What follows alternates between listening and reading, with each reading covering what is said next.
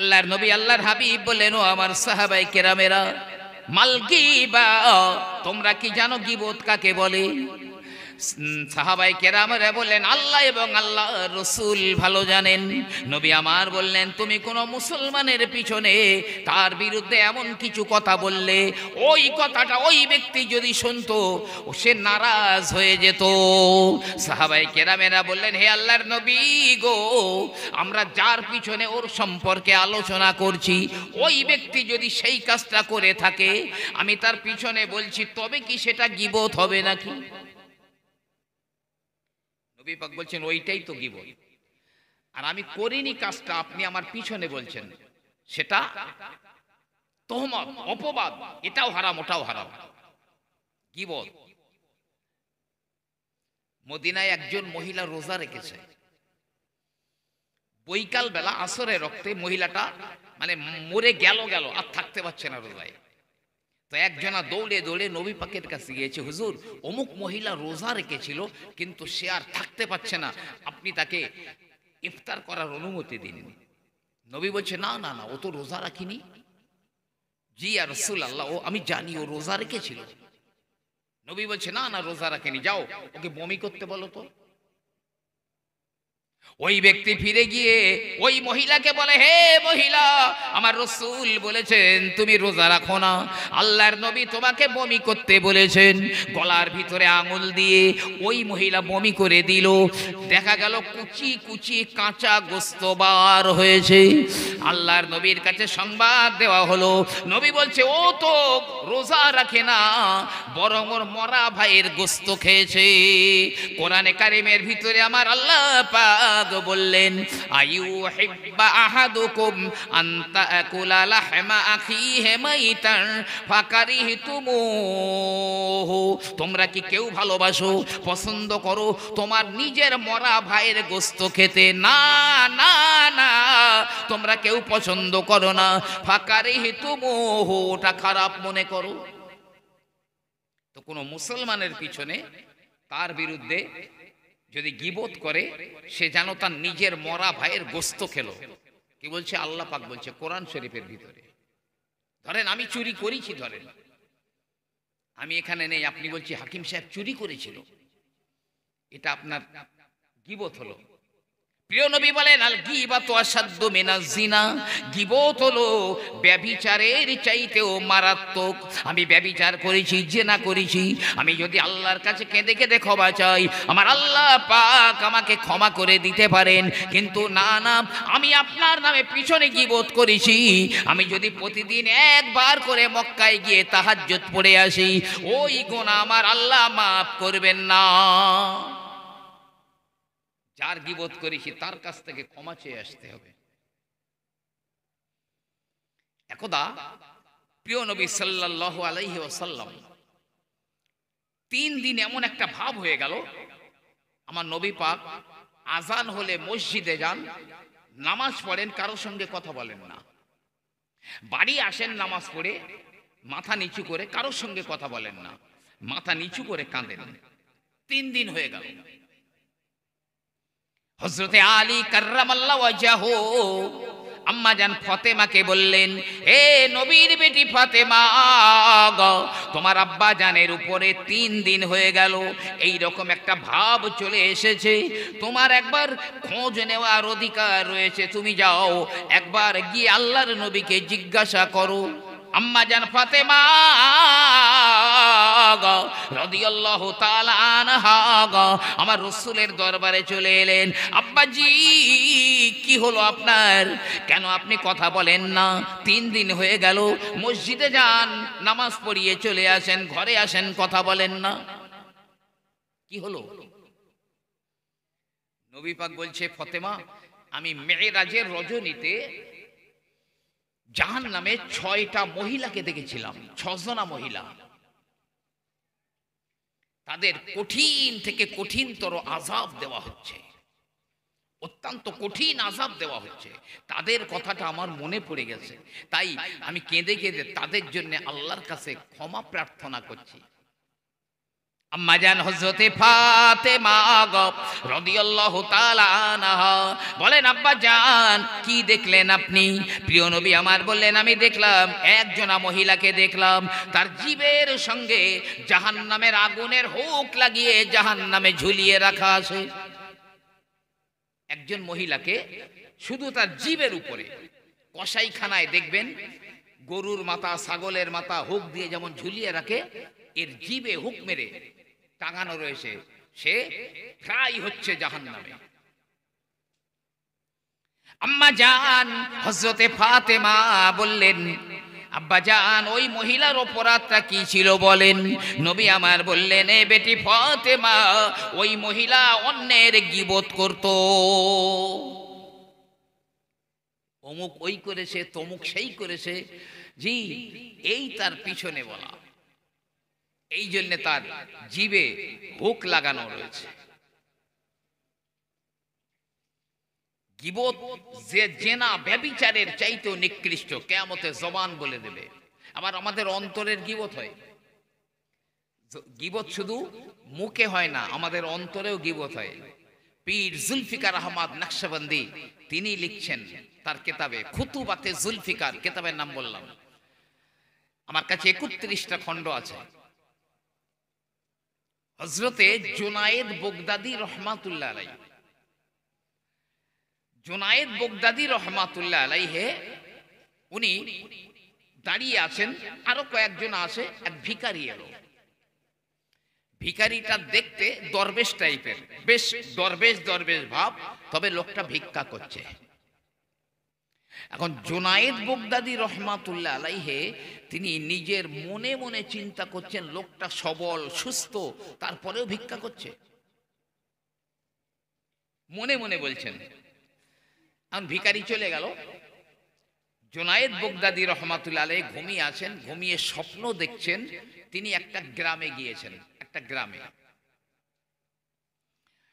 গেলে গ্রামের মানুষেরা জুনায়েদ বগদাদীকে খুব সসম্মানে এনে বসালো, বসিয়ে সামনে একটা বড় দস্তরখান পেতে দিল, দিয়ে খুব বড় একটা খাঞ্চা কাপড় দিয়ে ঢেকে জুনায়েদ বগদাদীর সামনে এনে দিয়েছে। দিয়ে বলছে, জুনায়েদ খাও, জুনায়েদ খাও, সবাই বলছে। এখন জুনায়েদ বগদাদী বলছেন, যখন বারবার বলছে ঠিক আছে, তো জুনায়েদ বগদাদী খাঞ্চার উপর থেকে কাপড়টা সরিয়ে ফেললেন। সরিয়ে দেখছেন ওই যে ভিখারি ভিক্ষা করছিল, ওই ভিখারির লাশ ওই খাঞ্চায় রাখা আছে। ওই ভিখারির লাশ খাঞ্চায় রাখা আছে। সবাই বলছে, খাও জুনায়েদ, খাও খাও। জুনায়েদ বগদাদী রহমাতুল্লাহ আলাইহি তিনি চিন্তা করলেন, আমার অন্তরের বিচার হচ্ছে। ঘুম ভেঙে গেল হযরত জুনায়েদ বগদাদী রহমাতুল্লাহ আলাইহি। তিনি ঘর থেকে বাইরে বার হয়ে গেলেন, বার হয়ে খোঁজাখুঁজি করেন কোথায় ওই ভিখারি রয়েছে। খুঁজে খুঁজে খুঁজে দেখেন নদীর ধারে, তিনি এক নদীর ধারে বসে আছেন।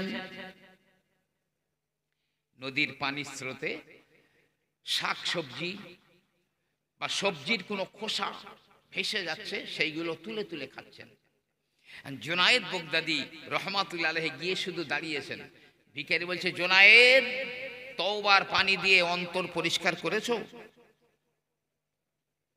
এই জুনায়েদ, তওবার পানি দিয়ে তোমার অন্তরটা পরিষ্কার করেছো?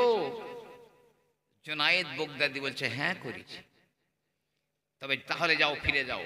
তুমি যদি ওলি হবার দাবি না করে বরং তোমার অন্তর পরিষ্কার করার চেষ্টা করতে, এটাই তোমার জন্য ভালো হতো। আমি অন্তর দিয়ে ভাবছি লোকটা এইরাম, লোকটা ওইরাম, লোকটা এই করেছে, লোকটা তাই করেছে, মুখে বলি না, অন্তরে করছি। এটা আমার অন্তরের গীবত, আমার অন্তরের গীবত। কোরআন শরীফের ভিতরে আমার আল্লাহ বলেন, ইন্নাস সামআ ওয়াল বাসারা ওয়াল ফুয়াদ কুল্লুন উলাইকা আনহু মাসউল।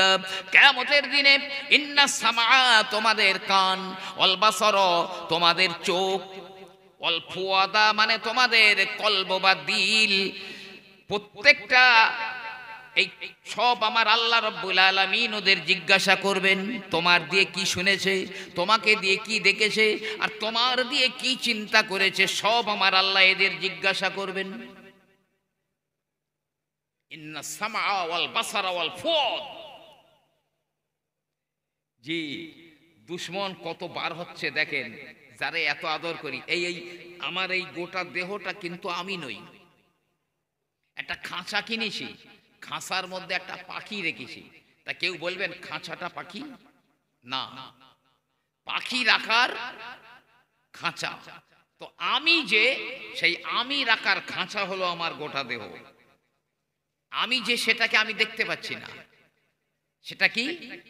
আমার আল্লাহ বলেন ইয়াসআলুনাকা আনির রূহ কুলির রূহু মিন আমরি রব্বি। হে নবী, রূহ সম্পর্কে আপনাকে জিজ্ঞাসা করে, আপনি বলে দিন ওদের রূহ হলো আমার রবের, আমার রব্বুল আলামিনের একটা হুকুম, আদেশ। কেউ আমার আপন নয়। এই জবান বলবে মিথ্যে কথা বলেছিল, মিথ্যা। এখন তো মিথ্যার রাজত্ব কায়েম হয়ে গেছে। সে কে আলেম কে সাধারণ, মিথ্যার রাজত্ব চলছে। আর এটা কিয়ামতের আলামত, মিথ্যার রাজত্ব কায়েম হয়ে যাবে। এমন কি যে মিথ্যা বলবে জনগণ তাকে সত্যবাদী মনে করবে, আর যে সত্যি বলবে জনগণ তাকে মিথ্যাবাদী মনে করবে। যে আমানতদার, জনগণ তাকে আমানতের খেয়ানাতকারী মনে করবে, আর যে আমানতের খেয়ানাত করে ধ্বংস করে দিচ্ছে, জনগণ তাকে নির্ভরযোগ্য মনে করবে, আমানতদার মনে করবে। পুরো চাকা উল্টো ঘুরবে। জ্ঞানীরা দৌড়ে পালাবে, মূর্খরা স্টেজ কাঁপিয়ে দেবে। জি, এই যে আমরা বেঁচে আছি না এখন, আচ্ছা বলুন তো, আমাদের এই বেঁচে থাকাটা এখন ভালো না মন্দ? কে বলবে? আমার নবী পাক বলবেন আমাদের জন্য জমিনের উপর কখন ভালো আর জমিনের নিচে কখন ভালো। আমার নবী পাক বলছেন, প্রিয় নবী আমার বলেন, ইজা কানা উমারাউকুম খিয়ারুকুম, তোমাদের নেতৃবৃন্দরা যখন সৎ চরিত্রের হবে, উন্নত চরিত্রের হবে, জনগণের হক মারবে না, ন্যায্য অধিকার বুঝে দেবে, মিথ্যা বলবে না, চগলখুরি করবে না, মিথ্যা ওয়াদা করবে না, সার্বিকভাবে যখন তোমাদের নেতাদের চরিত্র উন্নত মানের হবে। কিরকম? খলিফা উমর রাদিয়াল্লাহু আনহু রাত্রের বেলা সরকারি তেলের বাতি জ্বালিয়ে সরকারি কাজ করছেন, খাতা কলম বা হিসাবপত্র করছেন। ইতিমধ্যে দরজায় টুকটুক করে আওয়াজ হলো। খলিফা উমর বলছে, কে? আনা আলী, আমি হচ্ছে আলী। হযরতে ওমর রাদিয়াল্লাহু আনহু উঠে গিয়ে দরজা খুললেন। আলী, তুমি কি সরকারি কোনো কাজে এসেছো না আমার সঙ্গে ব্যক্তিগতভাবে দেখা করতে এসেছো? হযরতে আলী বলছেন, আমি ব্যক্তিগতভাবে আপনার সঙ্গে কথা বলতে এসেছি। তো হযরত আলী কি বলছে, আসেন। ঘরে যেই ঢুকেছে হযরতে ওমর বাতিটা নিভিয়ে দিয়েছেন। হযরতে আলী বলেন, ইয়া আমিরাল মুমিনিন, মেহমান এলে তো আলো জ্বালায়, মেহমান এলে তো বাতি জ্বালায়, কিন্তু আমি এলাম আর আপনি আলোটা কেন নিভিয়ে দিলেন? হযরতে ওমর বলেন, শোনো শোনো গো, আমি তো সরকারি তেলে বাতি জ্বালিয়ে সরকারি কাজ করছিলাম, কিন্তু না, তুমি এসেছো আমার সঙ্গে ব্যক্তিগতভাবে কথা বলতে। তাই কোনো ব্যক্তিগত কাজে সরকারি তেলের বাতি জ্বলতে পারে না। আমি যদি সরকারি তেলের বাতিতে তোমার সঙ্গে কথা বলি, কিয়ামতের ময়দানে রব্বুল আলামিনের দরবারে আমাকে জনগণের হক মারার কৈফিয়ত দেওয়া লাগবে। তিনি বলতেন, আমার দেশে একটা কুকুর যদি অভুক্ত পড়ে থাকে, তার জন্য ওমরকে আল্লাহর দরবারে কৈফিয়ত দিতে হবে, কৈফিয়ত দিতে হবে। এই দেখুন না, কত মানে নেতা হলেই তো হবে না। খলিফা ওমরের কাছে শুকনো মেশকাম্বার এসেছে, মেশকাম্বার। লোকজন আছে। হযরত ওমর বলছে, কে আছো? এই মেশক শুকনো গুঁড়ো মেশকাম্বার গুলো সবার মধ্যে ভাগ করে দেবে। সবাই নিশ্চুপ হয়ে রয়েছে। পর্দার ভিতর থেকে ওমরের বিবি বলছে, হুজুর আমাকে বলুন, আমি সবার মধ্যে ভাগ করে দিচ্ছি। কিন্তু ওমর বলেন, তোমাদের মধ্যে বলো কে আছো, এই মেশকাম্বার গুলো ভাগাভাগি করে দেবে। একটা সাধারণ প্রজা যতটুকু পাবে, আমি ওমরও ততটুকু পাবো। কেউ কথা বলছে না। ওমরের বিবি বলছে, আমাকে বলুন, আমি দিচ্ছি। খলিফা ওমর বললেন, হে আমার বিবি, আমার দেশের সাধারণ নাগরিক যতটুকু পাবে, আমি ওমরও ততটুকু পাবো। তুমি ততটুকু পাবে, কিন্তু তুমি যদি নিজের হাত দিয়ে ভাগ বটোয়ারা করে দাও, সবাই সমান পেয়ে যাবে বটে, তবে তোমার হাতে যে শুকনো মেশকাম্বারটা জড়িয়ে থাকবে, ওটা ওমরের ভাগে বেশি চলে আসবে। তাই অতটুকুর জন্য ওমরকে আল্লাহর দরবারে কৈফিয়ত দেওয়া লাগবে। এই হলো নেতাদের উন্নত চরিত্র। রাতের বেলা খলিফা ওমর তো দিনই ইবাদত করতেন, সরকারি কাজগুলো করতেন, রাতেও ইবাদত করতেন, তবে তার ফাঁকে তিনি ঘুরে ঘুরে বেড়াতেন। কার কি অভিযোগ রয়েছে, কার কি অভিযোগ আছে, তিনি ঘুরে বেড়াতেন। কার উনান গরম আছে, কার উনান ঠান্ডা আছে, মানে কার রান্না হয়েছে আর কার রান্না হয়নি, ঘুরে ঘুরে দেখতেন। এগুলো নেতার কাজ। হযরত ওমর রাদিয়াল্লাহু তাআলা আনহু তিনি দেখলেন মদিনার উপকণ্ঠে উপকূলে একটা তাম্বু ফেলা রয়েছে। ওই তাম্বুর ভিতর থেকে একজনা মহিলার কান্নার আওয়াজ আসে, আর বাইরে তাম্বুর বাইরে একজনা বেটা ছেলে বসে আছে চুপচাপ, মনটা খুব মরা।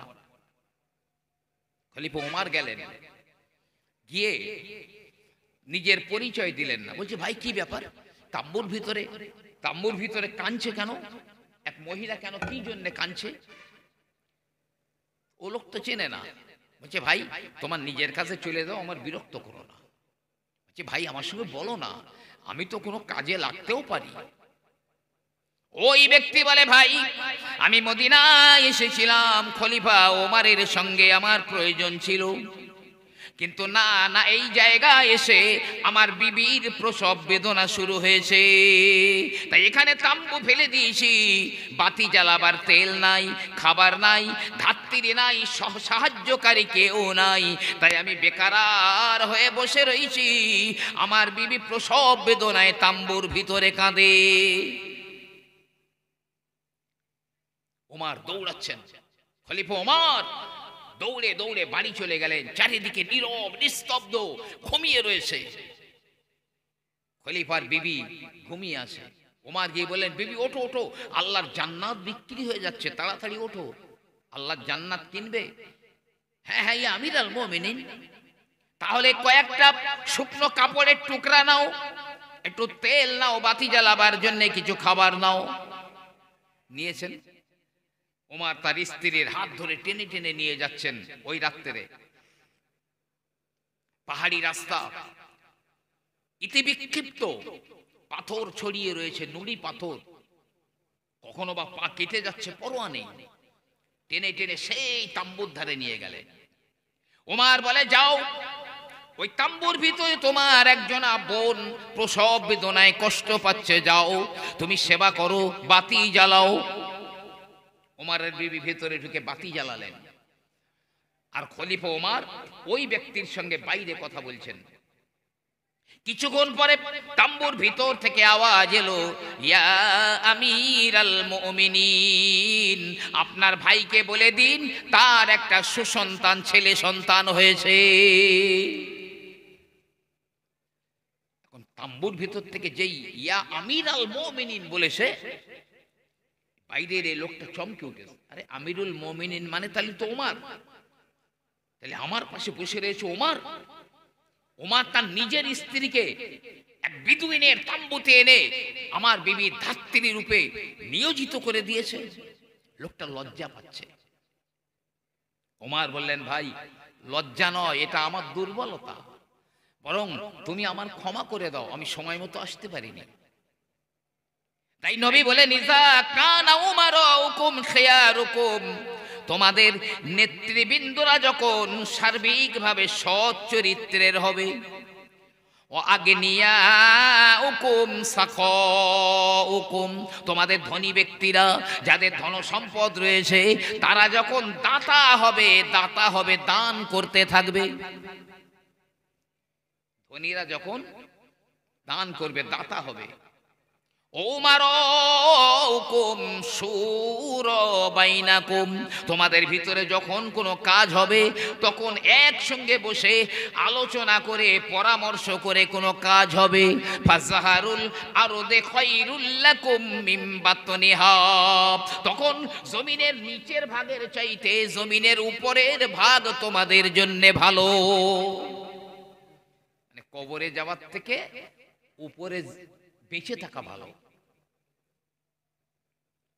আর নবী আমার বলেন ইজা কানা উমারুকুম শিরারুকুম, তোমাদের নেতারা যখন বদ চরিত্রের হবে, নিকৃষ্ট চরিত্রের হবে, আমানতদার নাই, তার মধ্যে সততা নাই, মিথ্যা মিথ্যা মিথ্যায় ভরে গিয়েছে, চগলখুরি মুনাফিকি, দিন নেই, ধর্ম নেই, নামাজ নেই।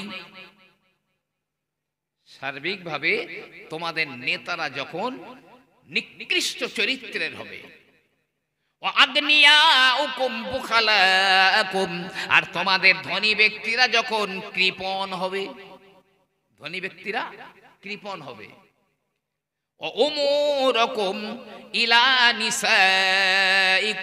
আর তোমাদের প্রতিটা কাজ কারবার যখন তোমাদের স্ত্রীদের উপরে ন্যস্ত হবে, স্ত্রীদের উপরে তোমরা নির্ভরশীল হবে। বিবি কি বলে, স্ত্রী কি বলে, চাই সে বাপকে বাড়ি থেকে বাইরে বার করতে বললো, অথবা খাওয়া বন্ধ করে দিতে বললো, আলাদা করে দিতে বললো, কি বৃদ্ধাশ্রমে দিতে বললো, কোনো কাজ তোমার স্ত্রীদের উপরে ন্যস্ত হবে। তখন